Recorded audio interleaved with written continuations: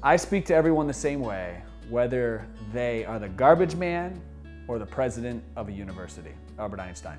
It can be so hard to have compassion when you're in a situation you don't understand and your first instinct is to judge. And you don't know if it's the person or the situation. It took me a long time to recognize the difference between and choose compassion, because like you, I'm human. And sometimes other actions don't even make sense to me. I still struggle at times, but it's much easier now to lean into love without getting angry or having judgment. And the truth is, we often know nothing about the situation that the other person may be going through. And this is the perfect time to accept things just as they are and lead with compassion first. Everything is a battle between fear and love. So how do we be in a love state? Number one, hugs are my drugs. And why? Because they increase oxytocin.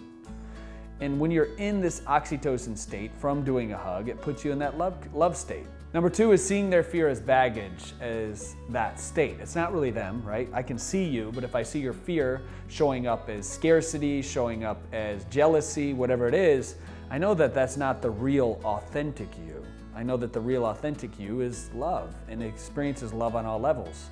So I don't look at you as that. So when you're in this state of being truly authentic, it will empower you because love empowers and moves everything. It actually sets people free. So number three is eye contact. One of my favorite ways is to actually make a mantra, and saying I love you, please forgive me, I'm sorry, over and over and over again will actually help you raise your vibration up, so you can do that to put yourself in a love state too. 4, if you're grateful, you're in a state of compassion. So how can you experience more gratitude? Well, wake up in the morning and write 5 things that you're grateful for. Imagine the whole world working in your favor is number 5. And this is real simple. So the next time you start to go off on this tangent or this story of the world doesn't show up to the way that I want it to, nothing is in my favor. There's gonna be no parking here. I'm gonna show up late to work. My boss isn't gonna give me that raise. Just flip it on the other way. What would the ideal day look like, and start to talk only those words about the ideal day. Becoming an enlightened person is freaking difficult at times. I get it. We drink green juice, we meditate, we count our blessings, we pray, we do all these things, and then some crazy angry person comes in blaring our way and throws us completely off the groove. People disappoint us, friends betray us, our parents that we thought were supposed to love us sometimes don't love us at all, and we feel like we need to be them. So how do we come to this space of love when the people around us keep dragging us down? All the great spiritual leaders in history of the world, you got Buddha, the Dalai Lama, Jesus, Gandhi, Mother Teresa, they all taught us the same thing and the same simple truth, to love your neighbor. They even went so far as to say, love your enemies. Do we really have to love the person who cuts us off in traffic, or butts us out of the line, or says something hurtful?